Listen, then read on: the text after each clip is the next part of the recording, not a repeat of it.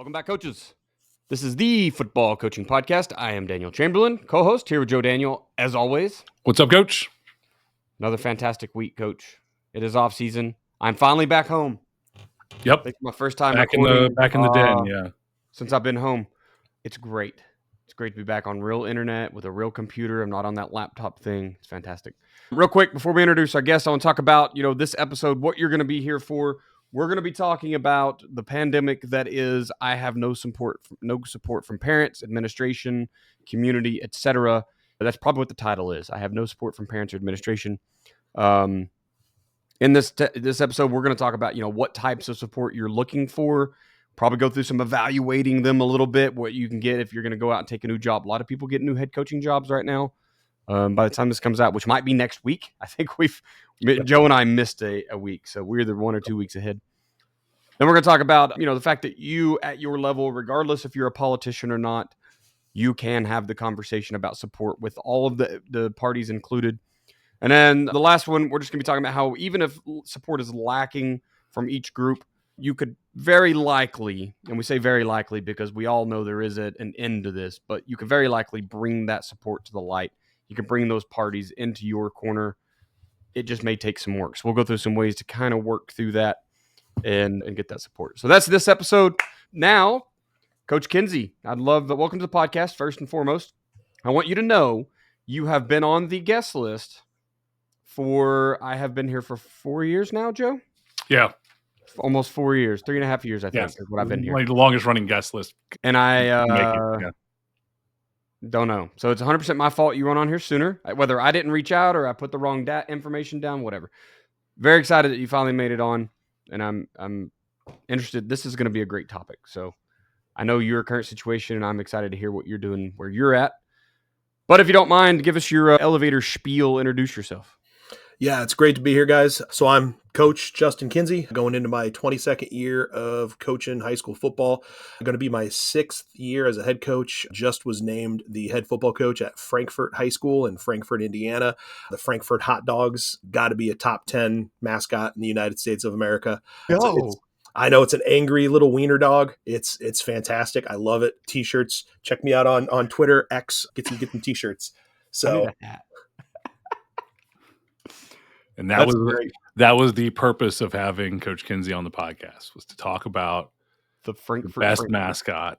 So we've done it. Thanks everybody for listening. There you go. The Football Coaching Podcast. Great episode, everybody. Yep. Check out the hot dogs. If you ain't got a hot dog as your mascot, you are wasting your time. That's awesome, man. Well, that's exciting. I do have to buy a shirt now or a something. I'll figure it out. I looked at your Twitter. I can't find it, so we'll get to it here in a little bit. Awesome. Well, that's great, man. I appreciate you jumping on. Like I said, look forward to talking through this topic with you. Honestly, with a name like the Frankfort Hot Dogs, what support do you really need? I mean, look, reach out to Bar S or who makes the Nathans. Surely they can throw in, right? Yeah, there's got to be some NIL. I mean, you can tell, the podcast listeners can't tell. I'm a gentleman of girth. So if there were a hot dog NIL attached to this job, I would be in a lot of trouble. I would be a very short-lived head coach. So but I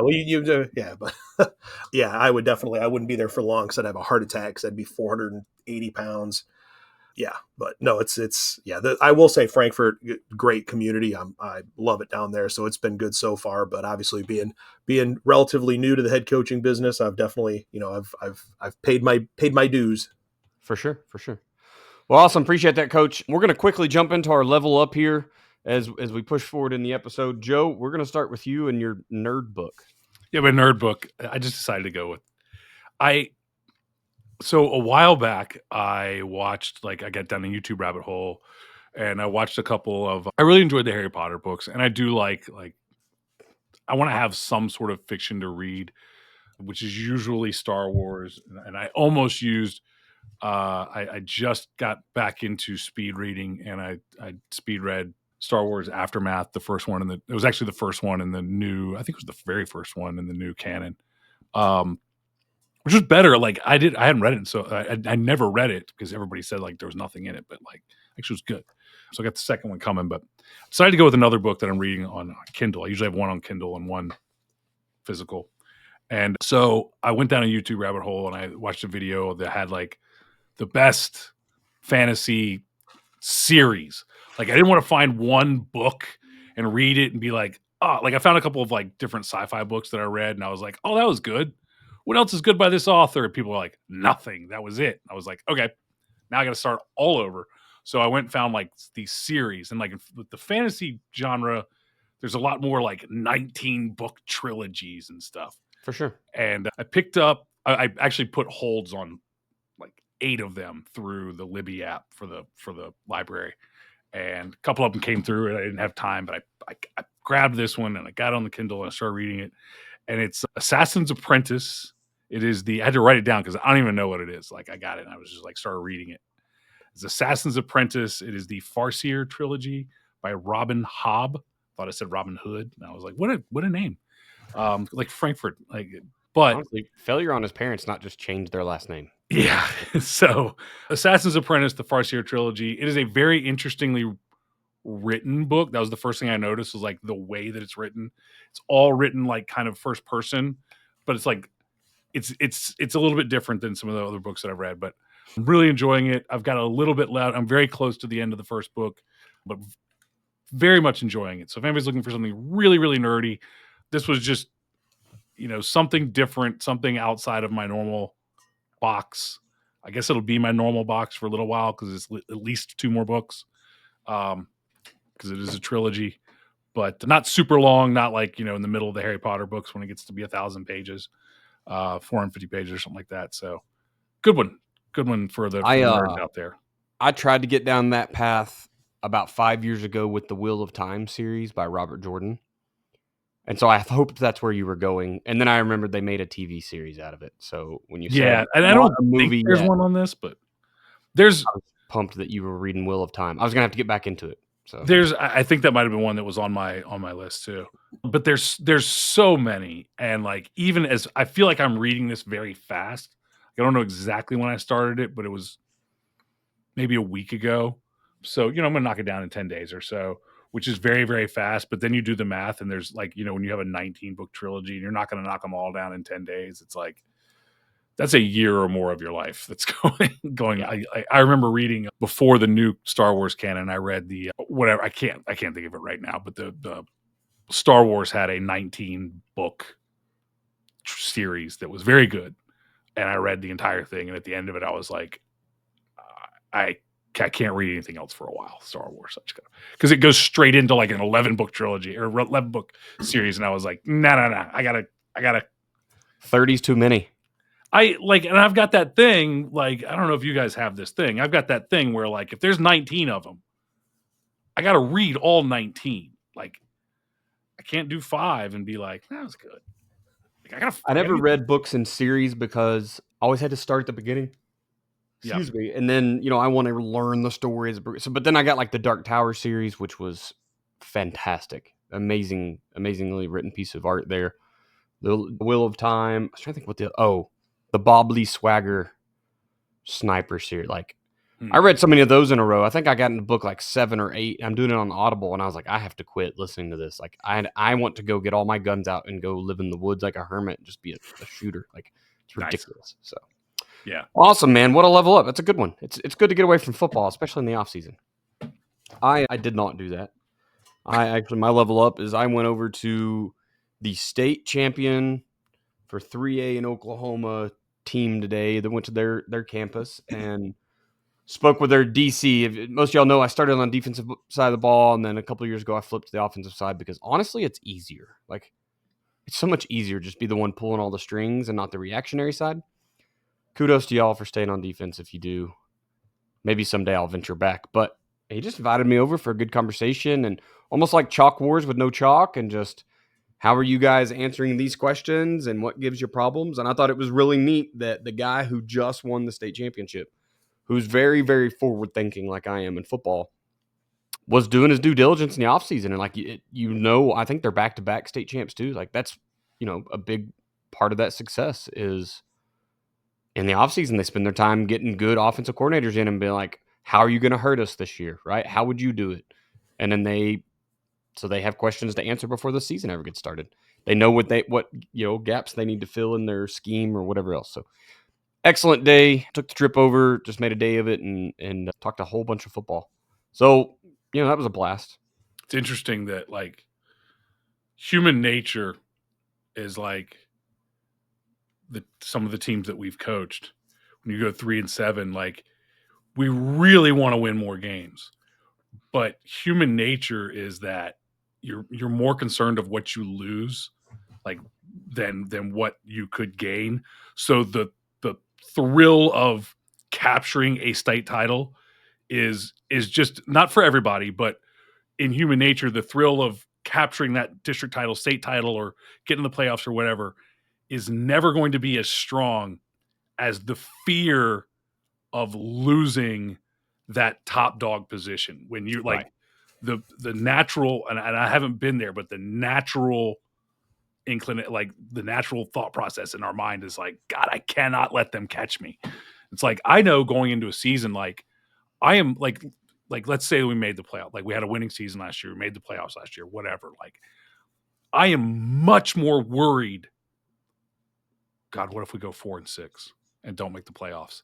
Much more worried about that than what if we go 8-2 and then win 2 games in the playoffs and do things that have never been done in the school. Like the drive is often more like, we can't blow this. Like we can't go backwards. Like I'm way more scared of going backwards. So I feel like that probably, plus it's really easy to get people to talk to you when you're the state championship guy.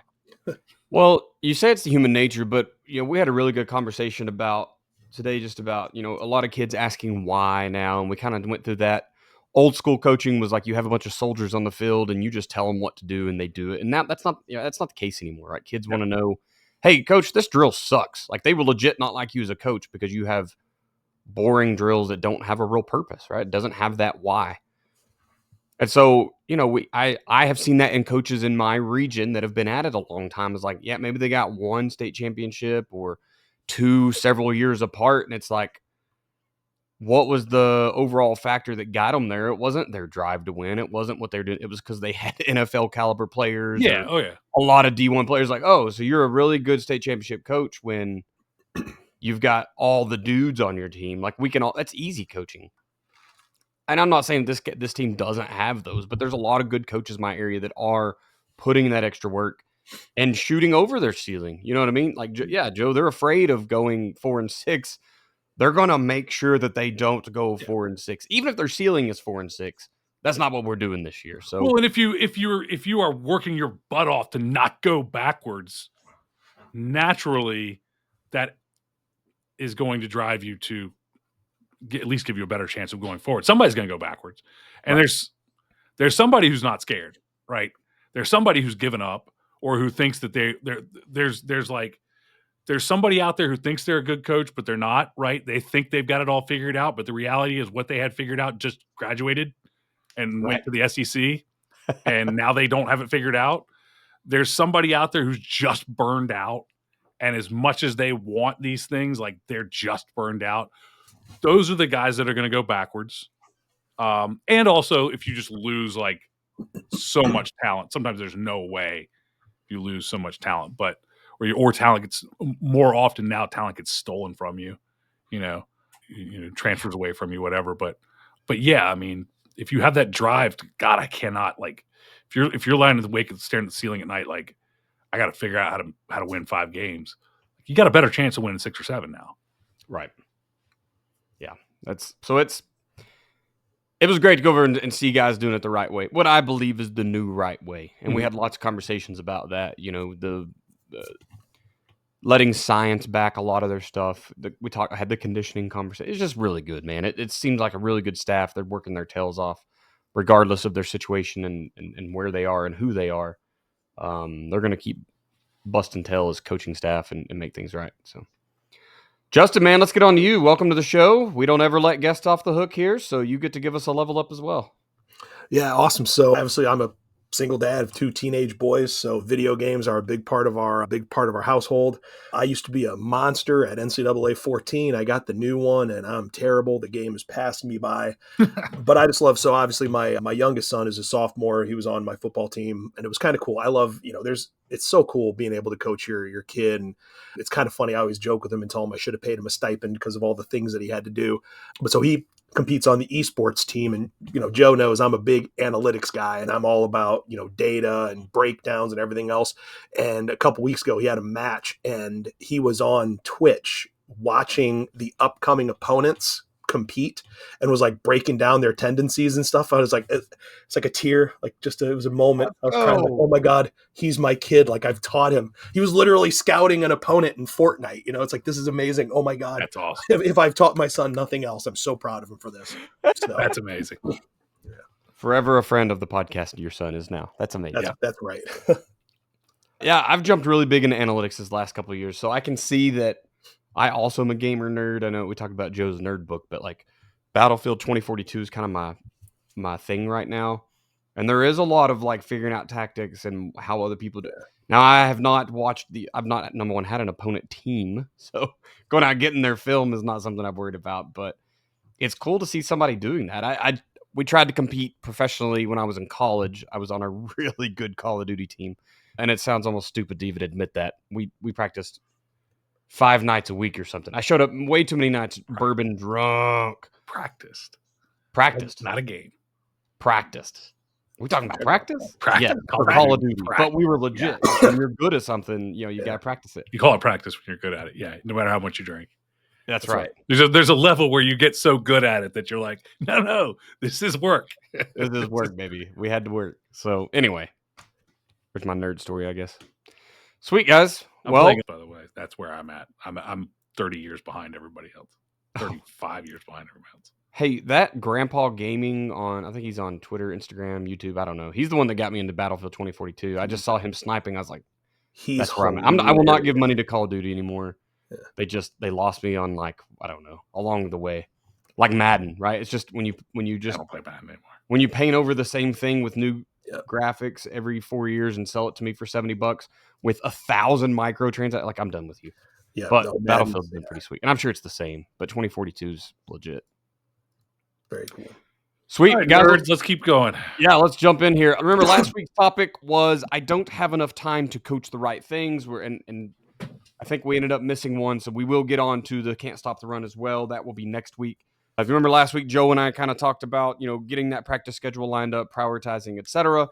Can't Stop the Run. We're going to get back into the basics of the umbrella fits. We're going to talk run fits and making it fit the Joe Daniel way. And then we all know that you guys are going to change some stuff up because that's also human nature, is to not do it exactly how you're told. But we're going to give you the recipe for that next week on We Can't Stop the Run.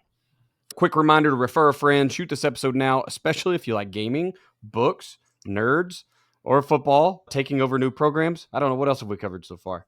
Shoot this episode out and let's share the wealth of knowledge with other people, your friends, your coworkers, etc. Joe, let's pay the bills and we'll move on. Yep. The difference between a championship defense and a defense that is struggling every Friday night is not just talent and it is not just luck. It is often your system. Without a system, you scramble to fix the problems every single week on the fly. You've got confused players. The assistants aren't on the same page, and your defense is constantly playing from its heels. And I've worked with thousands of football coaches who were making those same mistakes. And they're overcomplicating football. They're running a stack of plays with no reasoning, no rhyme or reason behind it. And they're just calling front stunts, blitzes, and coverages from the seat of your pants.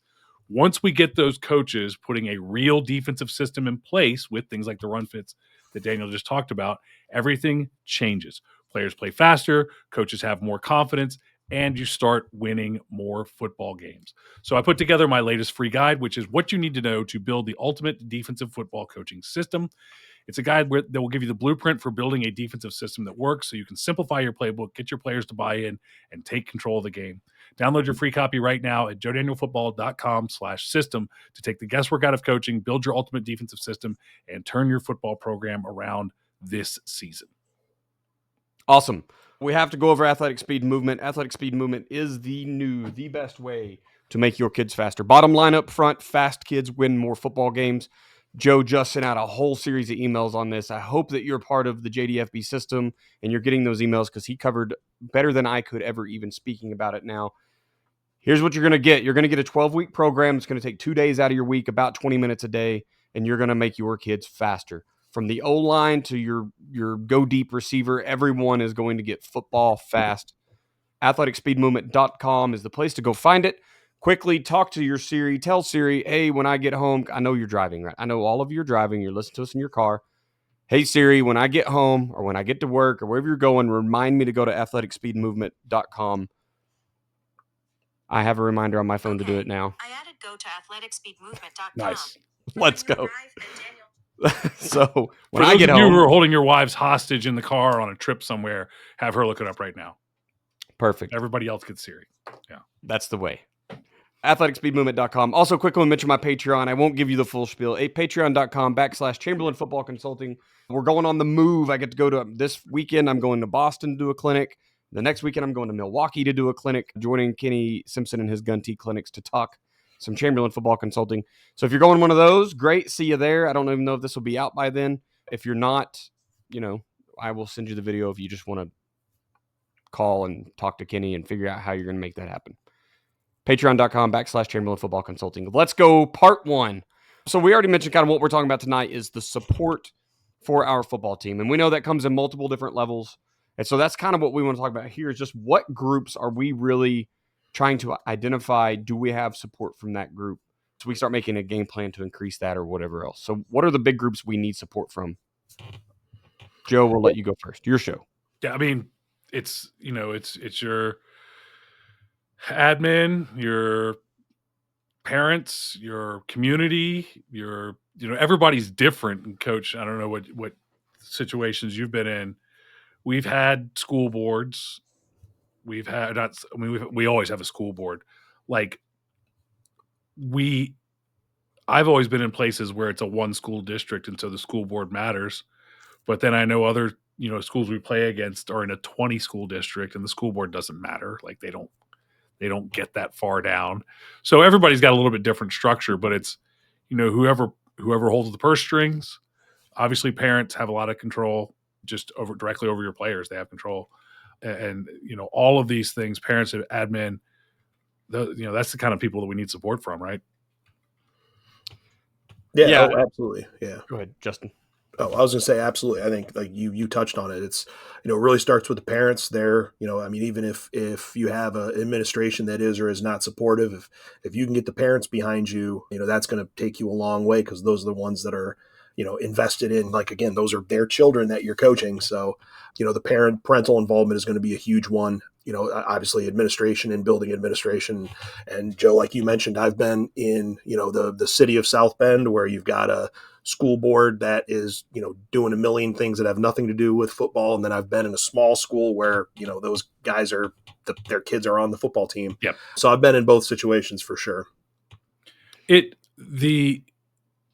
The parent thing is you brought up a really good point. Like if you have a weak administration, the best place to go is the parents, right? I mean, like if the admin is weak, that weakness is usually them,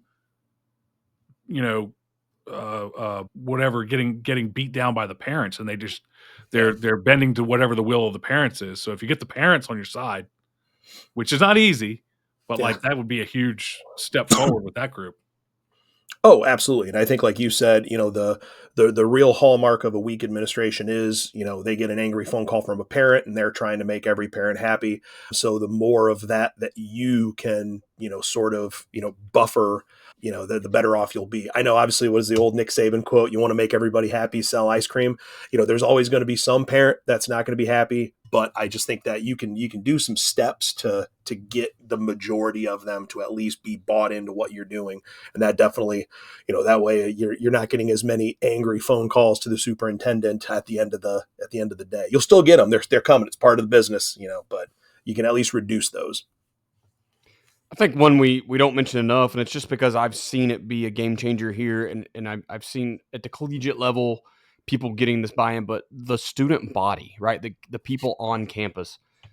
We talk all the time about recruit the hallways, right? Get your best players out of the school and get them on the football field.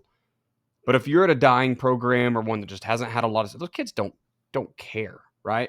So not necessarily that if you have it, maybe you don't have to do a lot to keep it because you already have it, right?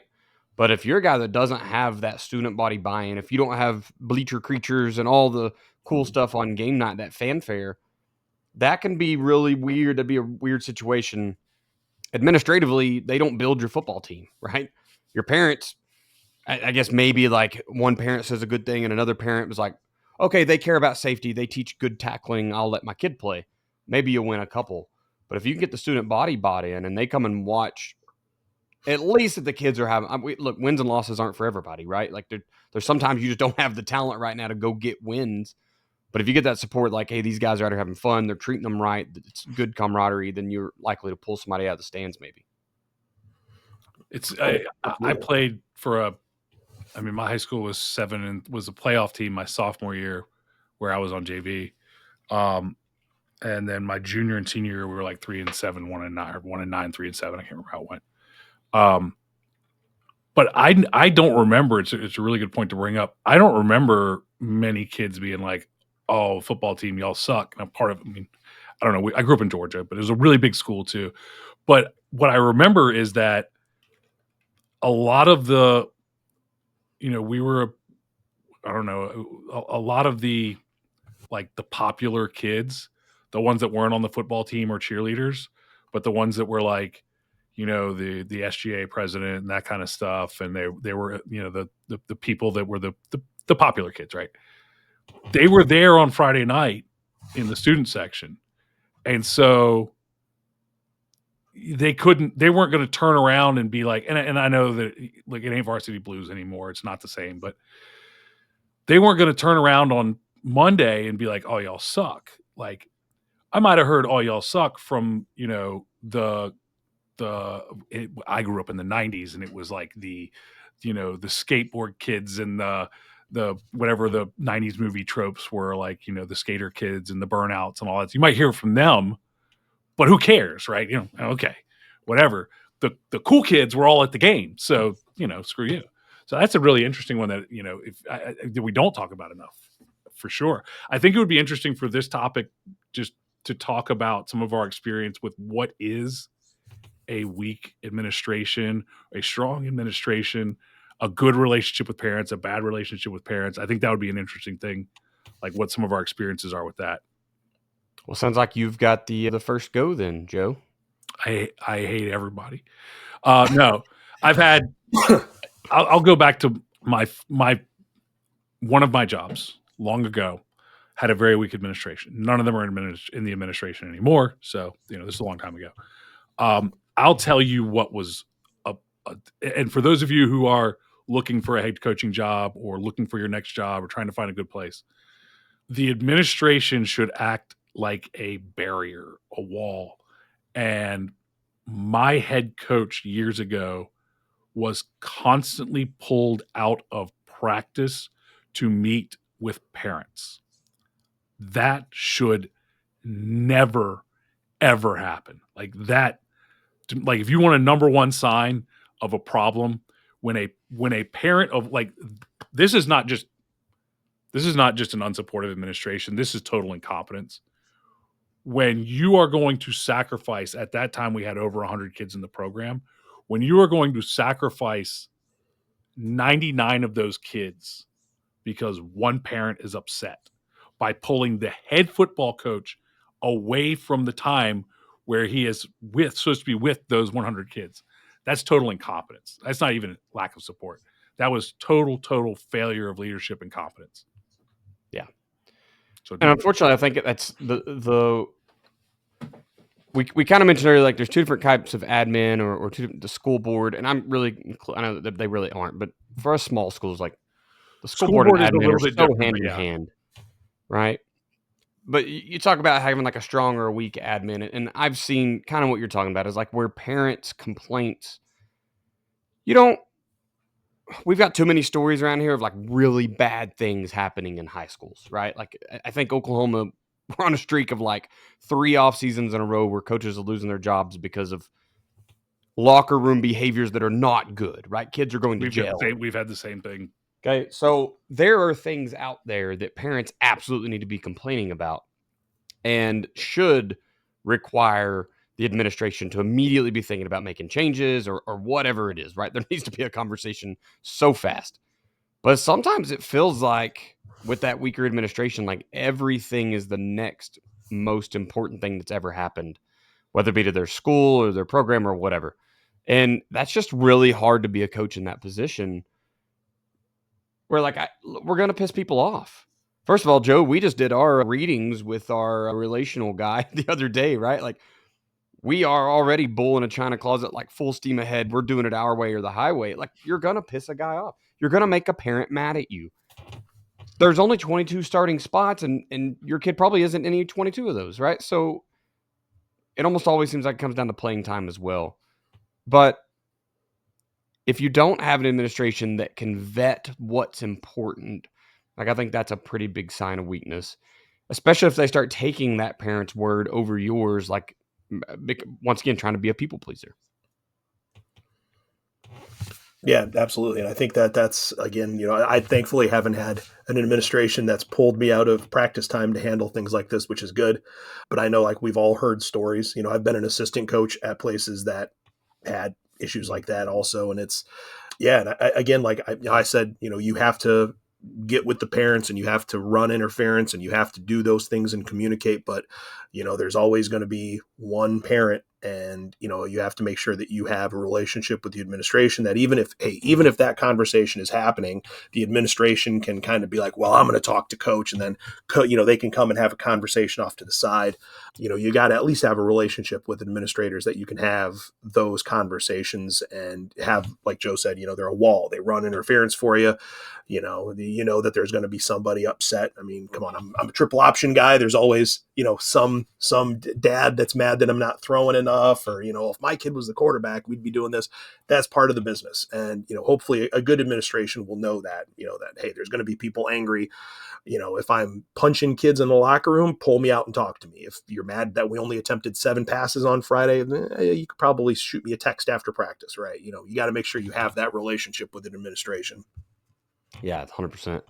I think parents is kind of the next one that you have to think about, what does good and bad look like? Because as a coach, and I'm the only one in the group that's not been a head coach yet, but I've been on many a sideline and listened to many parents be angry. But I've seen I guess what I'm going for here is like there's a threshold of what is normal and what is actual bad parenting, right? I watched, unfortunately, it was on the opposite sidelines, and I've told the story before, but I was on the opposite sideline of the Bixby Spartans, not this season, but the season last, and they're up. I mean, they at this point in the game, they've got us defeated. Our starting quarterback's out with a concussion. The next kid just can't quite pull it off. We're not winning this game, and the parents are screaming down like, "Throw the ball to 12." You know what I mean? Like, stop number 28 or whatever, right? And it's like that's not bad parenting. That's just humans being humans in the stand. Yeah. Now, not only are they ahead of us that bad, but they've won like, I can't remember if it was 50 or 80 games in a row. Like it is a lot. Like those parents have won now 10 straight state championships. Like, and they're still calling their coaches out like that. That's normal, guys. You're going to deal with that. That's not bad parenting.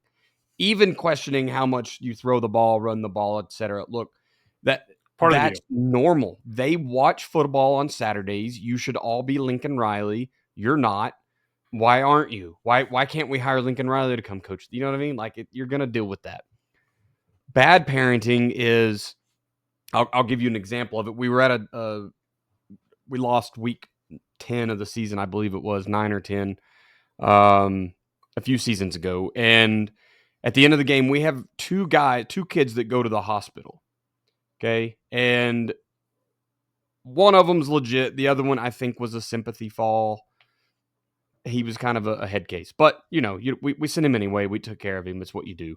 Yeah. But the first legit, like at a time, and my wife's a medical professional. We've got a coach on staff that's a medical professional, and there's a doctor there, and they're all like, this kid is dying. Like he's taking his final breaths right now. And the parents in the stands have their cell phones out, like recording it so that they can have content to put on Twitter or Facebook or whatever because watch this football player die on the sidelines. And we're like, y'all are parents of kids on this team, and you care so little about his teammates that you're just worried about recording the next event that happened. Like, and so I legit had to tell him, like, put your phones away. What are you doing?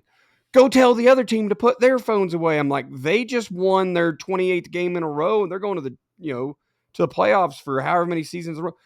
They're not recording our kid dying on the sidelines. Like, that's you. Like, that's bad parent. That's crap you should not have to deal with. Vice versa, the good parenting side is I have emails in an inbox somewhere that I saved. I hope I still have them, of parents legit reaching out mid-season, postseason. You have no idea the change you brought to my son, what you meant to him as a coach. He hated the game and now he loves the game, right? This is stuff like I put in my resume, my cover letter. You changed my son's life because he was headed in a very bad place, and now he's understands like extreme ownership and like what men are supposed to be and men of character. Like, those are the good parents. That's what you want, right? So when you're looking for that balance, it's somewhere lies, in between is the line. I don't know where it is, but getting yelled at about your runs and passes is probably not it.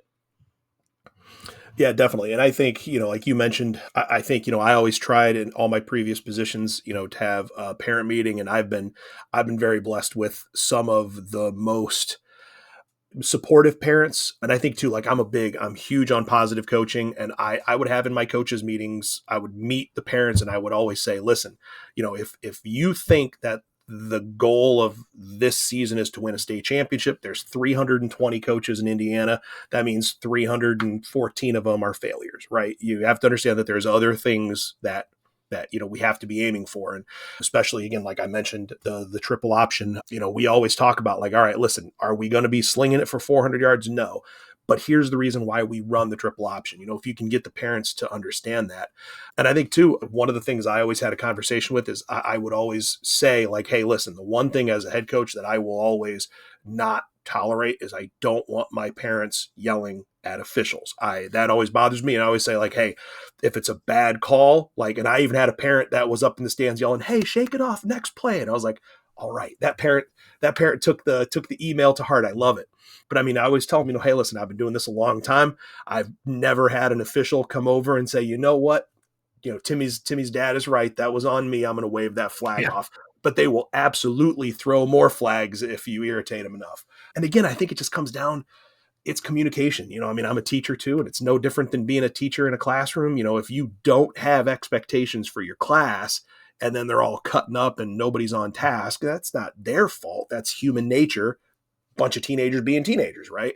I think that you have to really make it a point in your parents' meeting to discuss those things and understand, like, let them know, hey, 24-hour rule. Friday night, I will not talk about the game. Give me 6 p.m. Saturday, shoot me an email. We'll talk about it. Let them know, hey, we're not going to discuss playing time. If you want to discuss playing time, we're going to have to bring the other kid and the other parent in, and we can sit down and you can have a face-to-face conversation with the kid that's starting over your kid.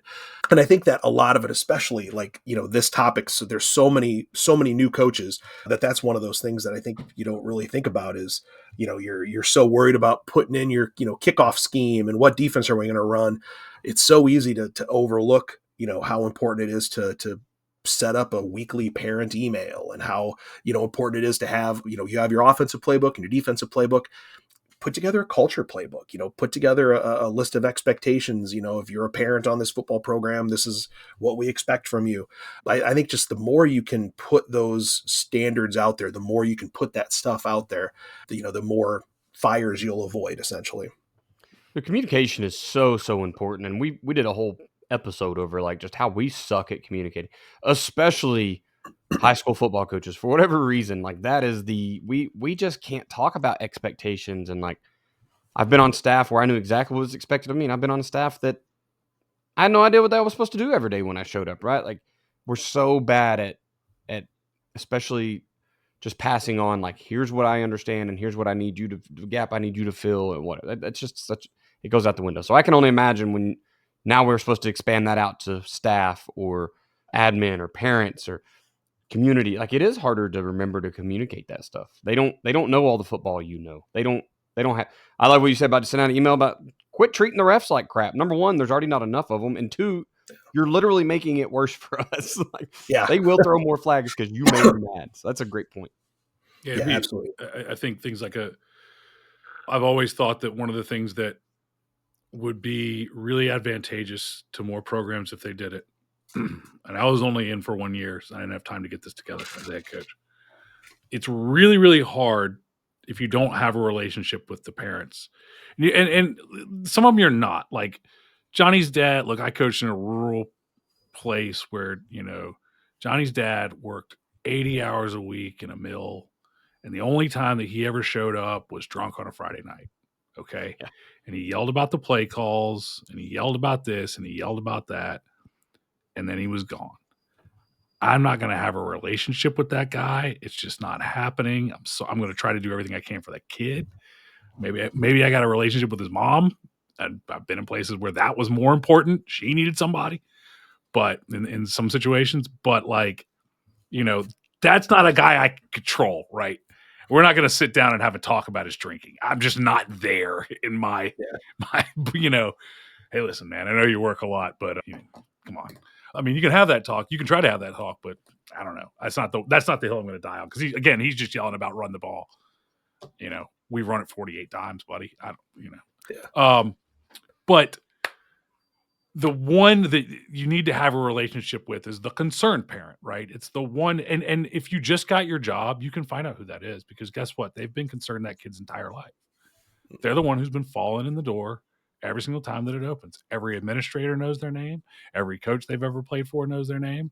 Those are the parents that you need to have a relationship with. You need to go sit at their house, have dinner with them if they want to, but at the very least, sit in their living room and talk about what the expectations are. Not the expectations for them. You all frame this from recruiting, academics. We want to help you with your kid, especially if it's single parent, single mom. Like, hey, I want to help you get the kid recruited. I want to help you get your son, I know he doesn't listen at home sometimes. Like, call me. He doesn't listen at home. Let me know. I'll deal with it. Like, I'm going to help. Those are things that you can do to get a parent on your side as much as possible. And like going back to the original thing of they're yelling about the runs, they're yelling about the passes, they're yelling about the play calls. I've had parents that I could hear behind me screaming and yelling. Sometimes we're up, sometimes we're not, screaming and yelling, and then they're the first ones at the fence to tell you what a great job you did, win or lose. But we've all worked with the coaches who do this. Some of us may be the coaches who do this, but the parents are the same way. Some people lose their minds during a game. They lose their minds. I've had coaches who just cannot be on the sidelines because they lose their minds. A lot of parents are the same way. They'd be that way if their kid wasn't out there. They're losing their mind on a Saturday at a UVA game, but a UVA sucks. Let it go. Nobody cares. This is something only people in Virginia care about. Literally, only people in Virginia care about UVA. Let it go. Nobody cares. It's not Georgia. What difference does it make? Like, let it go. But they can't. But now they have a kid out there. They're on 11. They're at 12. Like, people are just going to be like that in the stands sometimes. But I absolutely think you can help that by having communication. Like, we have we have the sportsmanship creed thing. I don't know if everybody has it where they read it at the beginning of a game, like the sportsmanship thing. But the only time you ever hear that is before a game. Like, what if you take time to go over that in your parent meeting? What if you take time to go over the expectations of what our football team's going to look like? The more communication that you have with parents about what this thing looks like, what we're trying to do. And then the other thing I was going to say was I would collect email addresses of moms, dads, aunts, uncles, grandparents, girlfriends, players, everybody, and send out a newsletter every single week. Even better, get their addresses and send it out with that call. Send it out every single week by email and put things in there like what, try stuff out. Like, put in there things like the sportsmanship creed, and this is what it means, and this is how we want to handle official. Like, this is what, they don't know there's an officials crisis. They don't know that. They don't know we can't get enough officials. They don't know we're playing on Thursday because there's not enough people for us to play, not enough officials available for us to play on Friday. Inform them of that stuff. But also, like, hey, here at the hot dog stadium, when we get a first down, we're gonna all make a big hot dog noise, and like it's gonna be awesome. And like, what is the hot dog noise? Is I do think we bark. I think we bark a lot. I don't know. Makes more so sense. That was a brrr. If they all throw water out of their water bottles, you can call it hot dog water. Yeah, we throw the hot dog water out. Like, I guess there was an incident that they were throwing hot dogs at a homecoming parade at one point. So, so tell them don't do it. So then you put in the newsletter like, we don't throw hot. Please don't throw hot dogs. Yeah. But and thank you. And I think that's the newsletter is a great idea. I think you have to get as many emails as possible. When you get your player information, have them put emails from grandma, everybody, right? And you have to and I know as a coach, like when it's, all right, you just lost, you just got boat raced by 50 points, you have another opponent coming up, it's Sunday night, all you want to do is, text the coaches and break down film. As a head coach, you have to take that hour or whatever it takes to type up your newsletter. You have to make sure that your message is getting sent out there, and I think that it's really, really, and I know I was guilty of that in my first probably 2 years as a head coach. I was, like, man, we're really struggling trying to get through COVID, trying to win football games. I don't have time for this parent newsletter. Man, it's, like Joe said, you got to do it. You have to think about things that have changed too. Like, they don't get to see their kid's name in the newspaper anymore. Like, that stuff's all gone. Yeah, it's online, but that doesn't matter that much. Like, send out a newsletter and be like, just talking about the players of the game, and like that can be cool stuff. Talk about the defensive player of the game. Talk about an offensive lineman who had a great game because his name ain't never getting in the paper.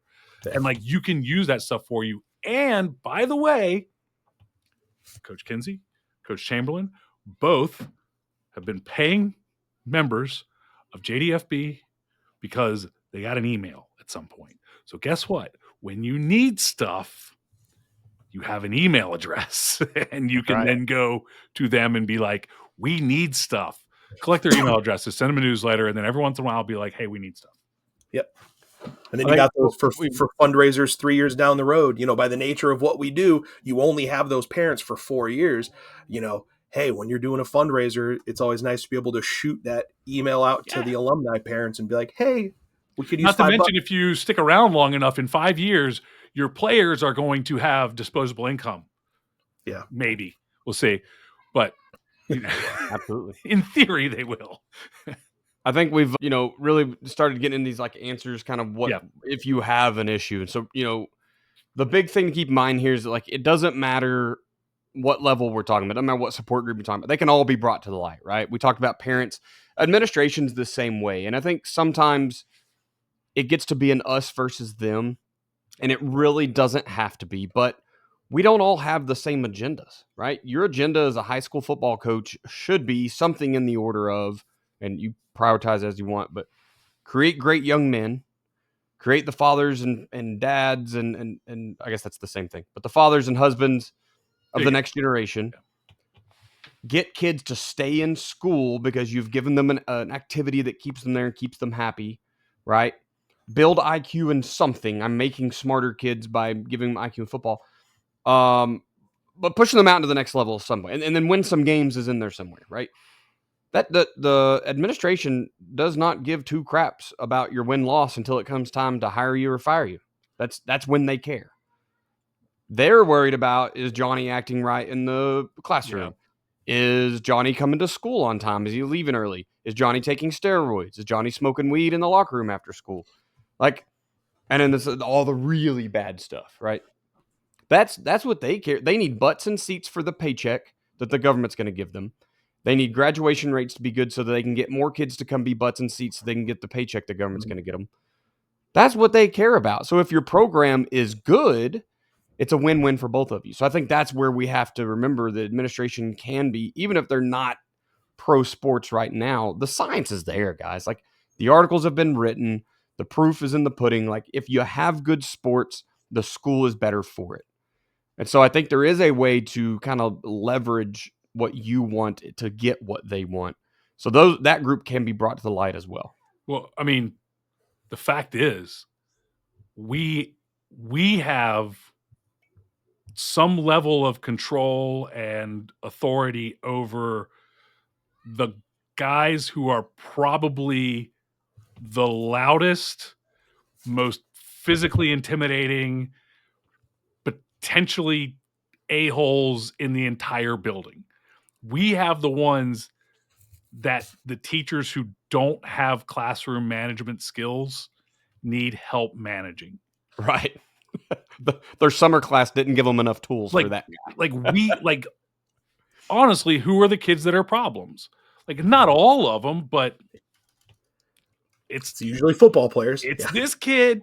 Yeah. He's 6'1", he's 240, he runs a 4.6. They're scared to death. Hell, I'm scared of him. But I can make him do stuff. They can't. So you will get a lot of ground. If the problem is, if you're a head coach who thinks you're just going to do X's and O's, you're not going to have any sway with your administration. So if you're upset about your administration being upset with you and you're doing nothing for academics, you're doing nothing for, helping out teachers in the classroom, all that stuff sucks. Hate it, hate it, hate it, hate it. Not a head coach anymore. But if you can handle that stuff, then at least show you're trying really hard. Some kids you can't handle. I mean, it's just a deal. But show you're trying really hard. You almost become that. You don't want to be this, but you can become that. Well, you do in a way. We talked about the administration being a bubble between the parents and you. If you can be the bubble between your kids and the administration, don't send them to detention. Send them to me. Number one, that keeps them from getting suspended from your football team. Yeah. Number two, it keeps them from having to deal with it. Even if it gets sent to you every day, if you actually do something, that's the strategy for dealing with admin. It's there's not a way to tell them what to do. If you go to somebody who's finally gotten that power that they always wanted, because what's admin? Admin's all a bunch of teachers who wanted out of teaching.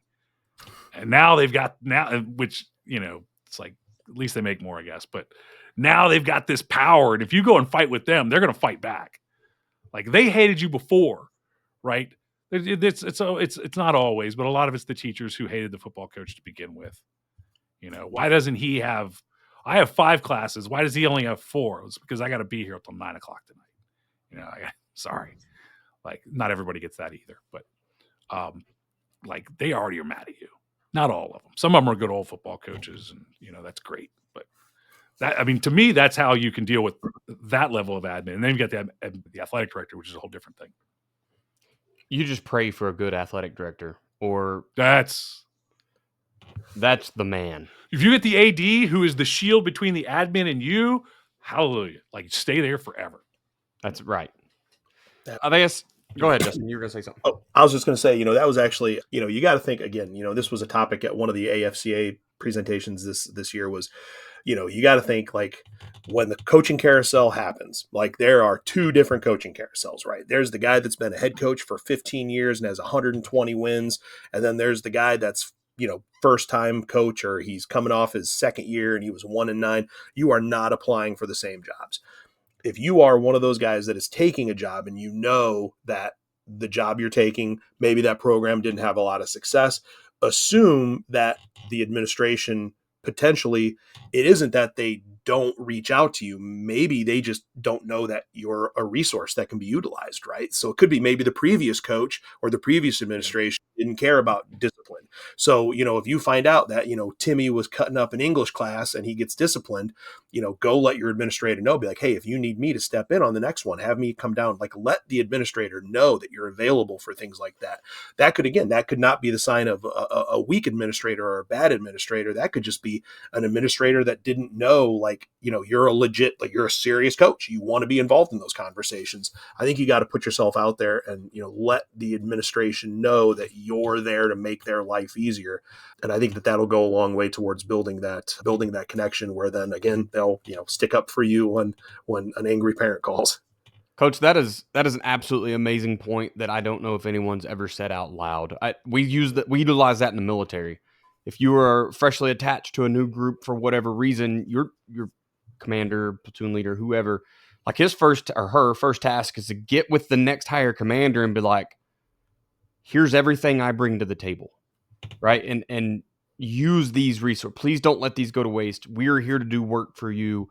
You're not going to bug us. Because some people still have that, especially when you start talking about a football coach. Well, maybe I don't want to reach out to him. Joe and I have said on this podcast, like, they always call you to go discipline the kids. It's always, why is your kid being bad in class? Not, hey, English teacher, why is your kid being bad in English class, right? Like, it's never the teacher's fault. We say that, but by all means, we want to be the disciplinarian for that kid because what happens if he goes to the office? He gets suspended. Yeah, that's what happens when he gets suspended. He can't play. Like, yeah. So, and I always say too, as a football coach, I promise you, there's things I can do out on the practice field that will reinforce positive behaviors. Oh, you want to leave? You want to make him stay at home for a day while his parents are at work? Oh, yeah. Call of Duty, baby. It's just sleep till noon, like Call of Duty. Yeah, okay. I can make him bear crawl until he can't walk. You know what I mean? Like we can remind him. Yeah, right. Yeah, please. So that's a really good. And coaches, write that part down. Yeah. Go to your principal, go to your admin, let them know what you bring to the table, what resource you are. That's a great one. But yeah, you're absolutely right. Like, I didn't even thought about it. You're absolutely right. Like, when, like, let's say that it is the old English teacher who hated the football coach all along. I say this, guys, because English teachers are almost never football coaches. I know there's a handful of you out there, and you exist. You are real, but you are few and far between. We are generally not welcome in the English department, right? And the English department is over there reading poetry about how much we suck. And now they get the admin job. And so now the old English teacher who always hated the football coach, who always got last block planning because he had to get out and get ready to go to the field, was always pissed off about that. They don't know all the stuff that a football coach can do. So if, like, do figure out everything that you can do to make the administration's job easier, because as much as it sucks, and I would go as far, if you have, my first year, I almost did this. And then I had somebody just show up like last minute. And I decided, I needed another football coach. But I almost had an open stipend. And I actually, she was an English teacher. I almost hired an English teacher she knew there was an open stipend. She just wanted to help out somehow. She's from there. She wanted to help the program out. And I was like, I don't need a football coach. I was like, sometimes I can use my ride bus or something like that. But like, I was like, I will hire you to be the academic coordinator. Like, what if I had a full-time, and she was the one that all the kids loved, right? So yeah, it's like perfect.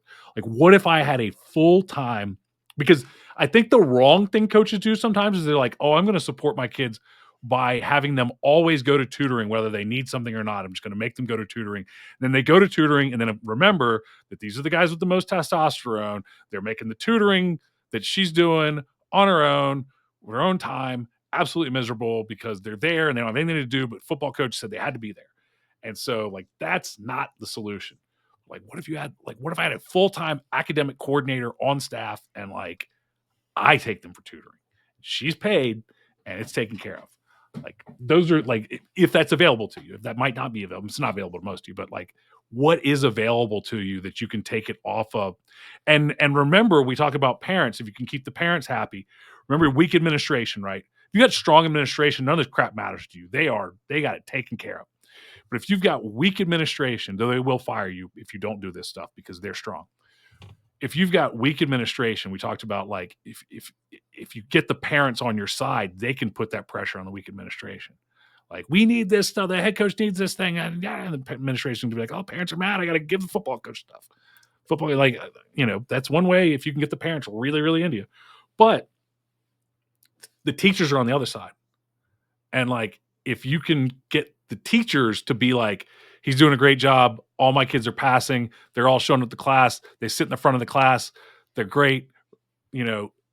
Please don't fire him, because if we go back the way the things were before, I don't care if we only won one game. It doesn't matter to me. If we go back to the way it was with the last coach, I will quit teaching forever. And that all that administrator knows is I have half as many referrals sitting on my desk as I did, or however they go through now, as I did 2 years ago. Like, that's stuff that you can do to get everybody on your side.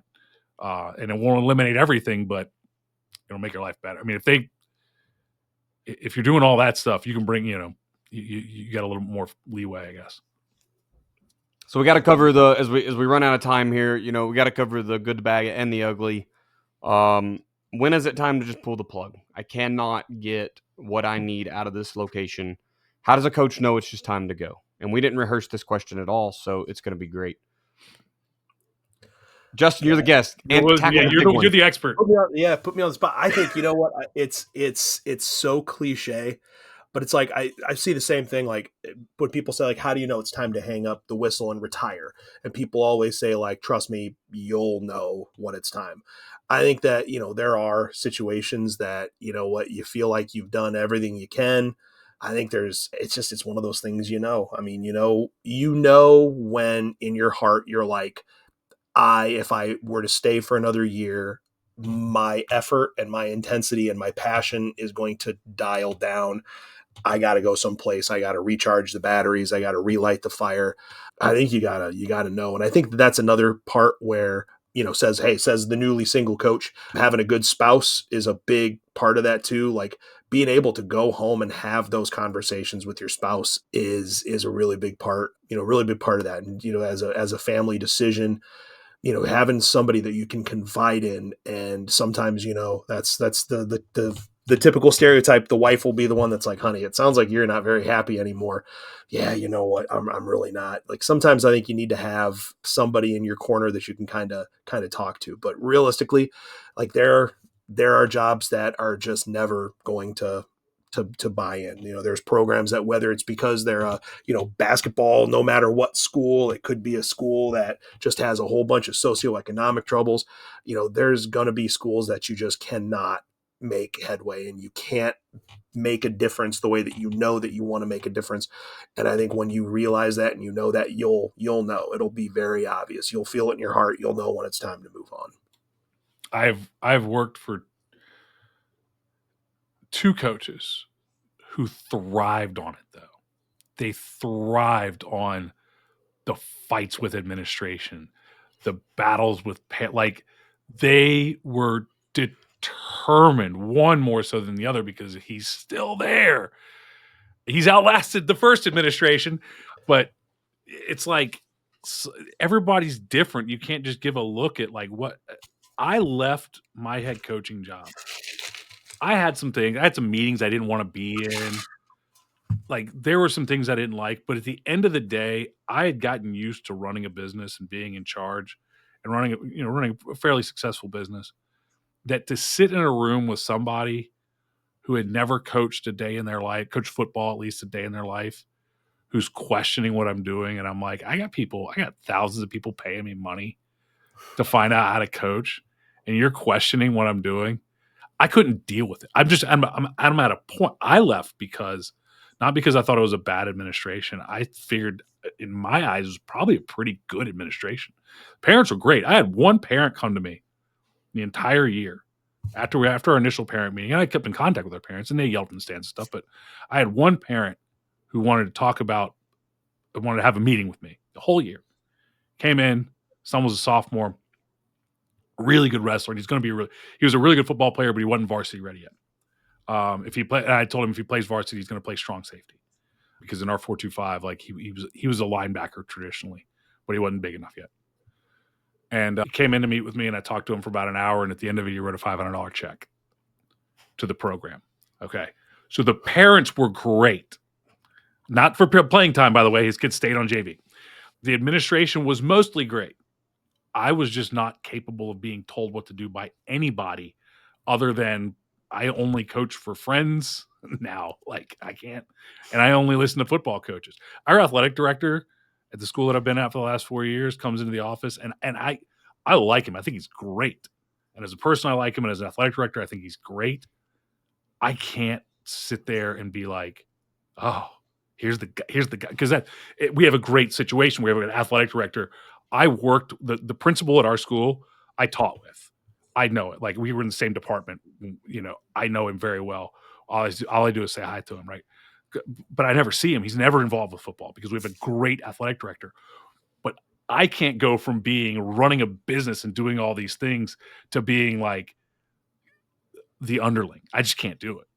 That was where, but then I worked with guys who they thrive on the tension of this unsupportive administration and fighting with them and battling it out and getting these little wins. And, they got this and they managed to scrape this out and they managed to get to the playoffs despite everything in the world being against them. And they just they like that fight. So what it is now, when I was at that school, it was exactly what you said, Justin. My wife said, "You're not going back." Like, there finally came a point where it was like, you're not going back there. You're miserable. You hate it. You need to leave. And then you're never going back ever. And it was like, okay, got it. Like, because I probably would have gone back, honestly. But, because I'm stupid. That's how we're wired. Yeah, and that's the worst part is how we're wired. We're all kind of wired like those coaches that I'm talking about, because we all want to solve the problem, right? Yep. We all want to figure this out. None of us want to admit defeat. And it's when I think it's that point where that, and maybe some of those guys that I'm talking about should have given it up, but they just can't, because we're all wired that way. I think honestly, it's like, if it's affecting your personal life, if you can't, if you come home miserable and you stay miserable because of, look, we're all a little grumpy after we lose. It takes a little while to shake that off on the weekend. But like, if you're coming home miserable in April because of a meeting that you had with the principal, and like, you're just, stop fighting it. Like, just, I don't know. I mean, I would stop fighting it. Everybody has their own way. Sweet. Well, Justin, I want to tell you again how much we appreciate you jumping on the podcast tonight. We'll start our closing here, but I sometimes I forget to say stuff like that. So I just want to make sure that I let you know. You were great. You did very well. We're lucky to have you on here. Hope you'll jump back on sometime. Now that we have open communication, I will. Anytime. When's our analytics show coming up? Yes. Sure, there's one on there. When we get to the analytics show. Oh, okay. Sign me up for my scouting reports are. Let's go. I'm ready. I'm ready for that one now. Let's go. Numbers. What about you guys? The ball, coach. Numbers.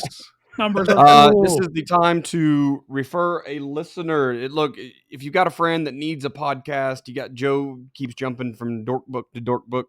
If they're just trying to fill time, this is a great place for them. If it's a new coach, this is a great place for them. If it's an old coach that's coming to their senses about we don't just do everything the way we always have because I say so, this is a great place for them, right? This is the podcast where we want to make coaches better, regardless of their scenario, regardless of how much time they have in the business. We think we offer something for everyone. If nothing else, it's just a sounding board to go, yeah, I'm not doing that. Whatever. Shoot these episodes over to a friend. Tonight, we talked about not having support from parents or administration. Talk about what groups that you really need to get your support from. The fact that you can, whether you are a politician or not, you can go out and politic to make your program better. And then, kind of a few ways to help you bring some of those groups to the light.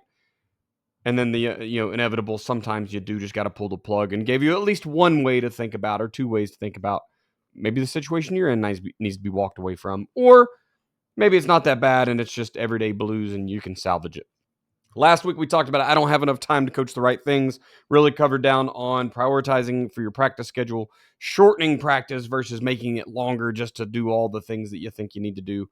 And then, really just getting to do something, but don't do everything. Another great email by Joe. Next week, we're going to talk about we can't stop the run.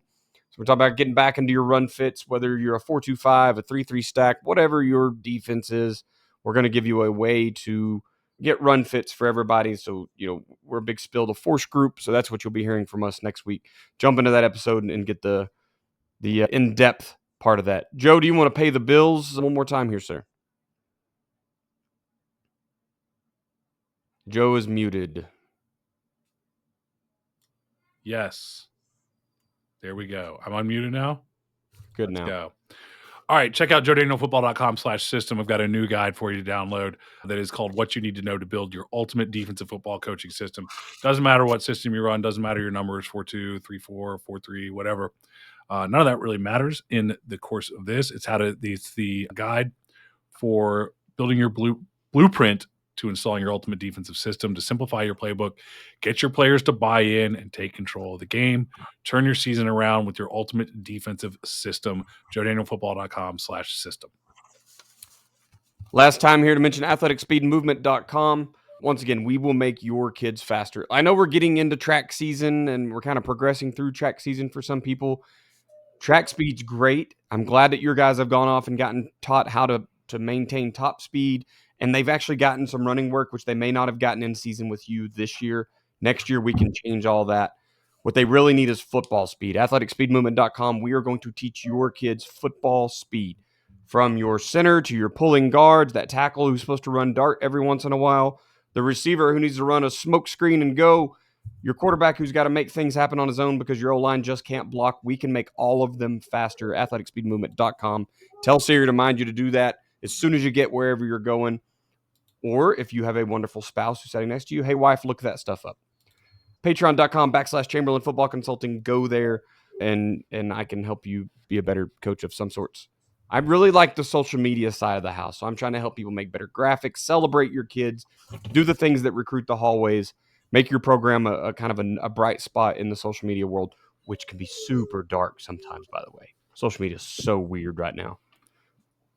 Let's get out of here one more time. Sales opening and closing, Joe. What's opening? And I think this comes out next week. I don't know. No idea. Oh, we'll be in the middle of if this comes out next week, yeah. Football Coaching 101. We're actually rebranding it. Football Coaching Accelerator is going to be out this week. It will be closing very soon, maybe tomorrow. So get on that with Football Coaching Accelerator. It should be in your email inbox. There you go. If you're not getting Joe's emails, if nothing else, look, you're going to get great content. You're going to get hilarious stories. I still remember the Darth Vader one. That still a great email. But that's how you find out the things that are open and closing. We don't have a website we're going to send you to go buy a catalog of things from Joe. You get the email, you know what's for sale right now. You go buy the thing before it closes. Sign up over at Oh, Jesus Christ. at joedanielfootball.com. See, I switched podcast right there for a split second. Social media, Coach Kinzie. I don't even know Kenny's. I don't even know what it is. What is it? What is Kenny's? Let's go plug Kenny's real quick. What is Kenny's site? FBCoachSimpson.com. FBCoachSimpson.com. There you go. Everything FB Coach Simpson. Coach Kinzie, if you want to reach out on social media, email, whatever, however you would like people to contact you to talk about my parents suck, I need you to help me make them support me. Where could they reach out to you at? Yeah, you can hit me up on X, Twitter. It's at Kinzie Like a Boss. Yeah, that's probably the best way to reach me. So if you want to shoot me an email, it's Kinz, Kinz, at CoachKinzie.com. And this is pretty. I don't have any hobbies, so if you, I'm obviously not playing NCAA 25. So if you shoot me an email, I got nothing to do but talk football. So first of all, you should be playing NCAA football 25. I haven't played in a while. I'm terrible at it. I still can't get used. They changed the option buttons. I'm so mad. EA okay, let me tell you how this works. Ron Mackey taught me this. Yeah. If you think of it like an RPO, you only press the button if it's open. You'll never screw it up again. You'll be like, oh my God, the D-line crashed. I pressed the RPO button. My quarterback takes off running.